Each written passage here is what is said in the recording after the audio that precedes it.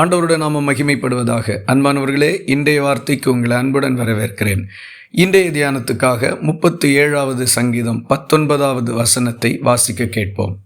அவர்கள் ஆபத்து காலத்திலே வெட்கப்பட்டு போகாதிருந்து பஞ்ச காலத்திலே திருப்தி அடைவார்கள். உத்தமர்கள் என்று வேதம் அடையாளம் காட்டுகின்ற மனுஷர்களுக்கான 2 ஆசீர்வாதங்கள் இந்த வசனத்திலே குறிப்பிடப்பட்டிருக்கிறது. முதலாவது ஆசீர்வாதம், அவர்கள் ஆபத்து காலத்திலே வெட்கப்பட்டு போகாதிருப்பார்கள்.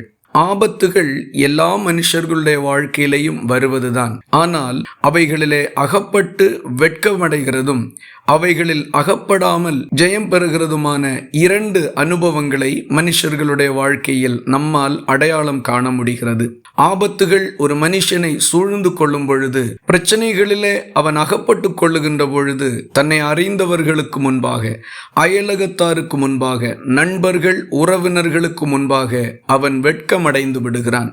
அதே வேளையிலே அவைகளிலிருந்து காப்பாற்றப்பட்டால், தப்புவிக்கப்பட்டால், அல்லாவிட்டால் பாதுகாக்கப்பட்டால் அவன் சந்தோஷத்தோடு கனத்தோடு காணப்படுவான்.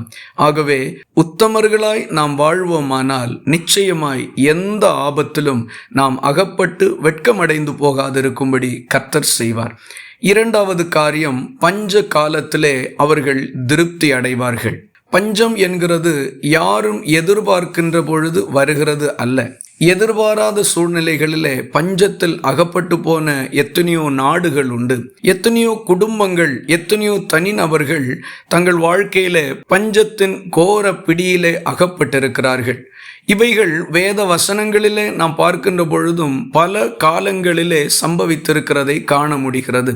இப்படி பஞ்சம் என்று சொல்லுகிறது ஒரு நாட்டிலே வரும்பொழுது ஏழை பணக்காரன் என்கிற எந்த வித்தியாசமும் இல்லாமல் எல்லாரையும் அது பாதிக்கிறது.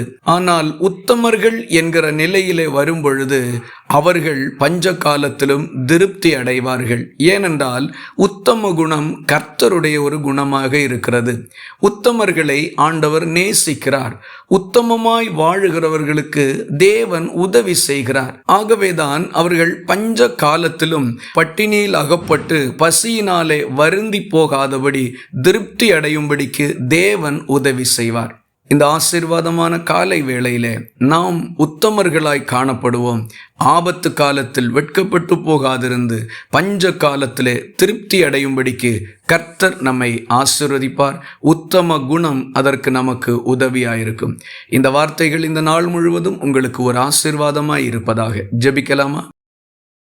உத்தமர்களுக்கு துணை நிற்கிற எங்கள் அன்பின் நல்ல ஆண்டவரே, ஆசீர்வாதமான இந்த நல்ல காலை வேளையிலே நீர் எங்களிடத்திலே எதிர்பார்க்கிற உத்தம குணத்தையும் உத்தமர்களுக்கு நீர் கொடுக்கின்ற ஆசீர்வாதங்களையும் இந்த வசனத்திலிருந்து எங்களுக்கு நீர் தெரியப்படுத்தி இருக்கிறபடியால் உம்மை நன்றியோடு ஸ்தோத்திரிக்கிறோம்.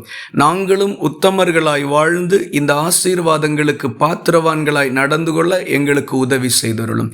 ஜெபத்தை கேட்டதற்காக ஸ்தோத்திரம். இயேசு கிறிஸ்து மூலம் வேண்டிக் கொள்ளுகிறோம் எங்கள் அன்புள்ள நல்ல பிதாவே, ஆமீன். கர்த்தர் தாமே உங்களை ஆசீர்வதிப்பாராக.